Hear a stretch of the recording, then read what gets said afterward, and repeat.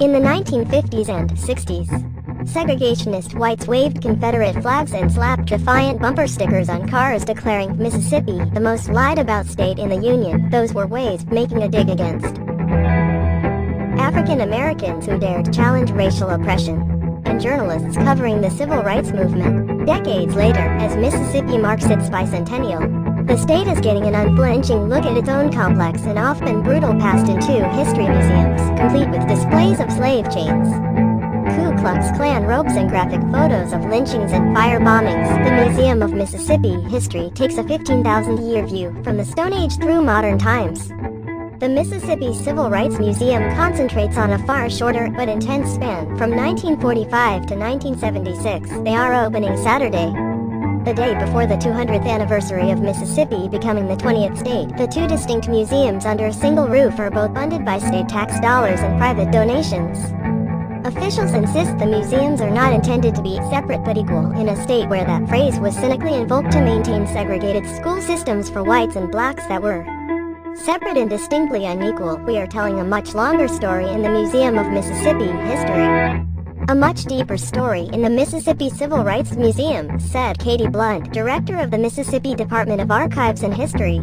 We want everybody to walk in one door, side by side, to learn all of our state's stories. The General History Museum depicts Native American culture, European settlement, slavery, the Civil War, and Reconstruction. It examines natural disasters, including the massive Mississippi River flood in 1927 and Hurricane Katrina in 2005.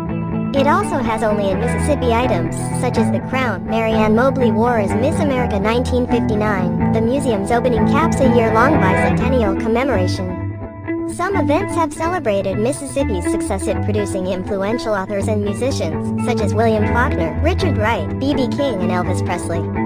Others took a critical look at slavery and segregation. President Donald Trump is scheduled to attend the museum's opening, a White House official said Monday, speaking on condition of anonymity to discuss the trip before it is formally announced.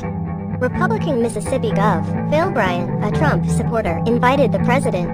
The Mississippi NAACP president is asking Bryant to rescind the invitation, with state chapter President Charles Hampton saying, "An invitation to a president that has aimed to divide this nation is not becoming of this historic moment." One of the nation's poorest states, with a population that's 59% white and 38% black, Mississippi remains divided by one of its most visible symbols. It's the last state with a flag featuring the Confederate battle emblem that critics see as racist.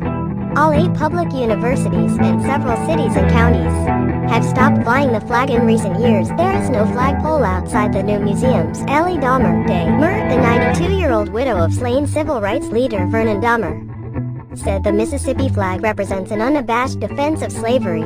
She marveled at the existence of the Civil Rights Museum in a state that won't abandon the banner. A display in the Civil Rights Museum tells of the 1966 KKK firebombing of the Dahmer home outside Hattiesburg after Vernon Dahmer, the local NAACP leader, announced he would pay poll taxes for black people registering to vote. He fired back at Klansmen who were shooting at his burning house. The family escaped, but Vernon Dahmer's lungs were seared and he died. The couple's 10-year-old daughter was severely burned. Parts of the Dahmer's bullet-riddled truck are in the museum with several photos. The Mississippi Museum joined several others focused on civil rights. The Center for Civil and Human Rights in Atlanta, the National Civil Rights Museum in Memphis, Tennessee, the Rosa Parks Museum in Montgomery, Alabama, Birmingham Civil Rights Institute in Alabama. The National Museum of African American History and Culture in Washington has attracted large crowds since opening in September 2016. Eddie S. Glaw, Jr., a 49-year-old Mississippi native who now chairs African American Studies at Princeton University, said Mississippi was ground zero for the civil rights movement, and it's significant that the state is presenting an honest account of its history. America can't really turn a corner with regards to its racist and violent past and present until the South, and particularly a state like Mississippi, confronts it unflinchingly, Glad said, in the Mississippi Civil Rights Museum. Columns list about 600 documented lynchings in the state, most of them of black men. The ceiling of one gallery shows racist advertising images from decades ago. Ku Klux Klan robes are on display. So is the remnant of a cross that was burned in 1964 outside the home of white merchants in Macomb after they refused to fire black employees who registered to vote. So are the jail mugshots of black and white freedom riders who were arrested in Jackson in 1961 for challenging segregation on interstate buses. A large display tells about Emmett Till, the black teenager from Chicago who was kidnapped and killed after witnesses said he whistled at a white woman working in a rural Mississippi grocery store in 1955. The Central Gallery in the Civil Rights Museum provides a hopeful respite. It features an abstract sculpture that's 30 feet, 9 meters tall and lights up as a soundtrack plays the folk song, "This Little Light of Mine." As more visitors enter, more voices join the chorus and more lights flicker, symbolizing how one person's work can become part of a larger effort that leads to change.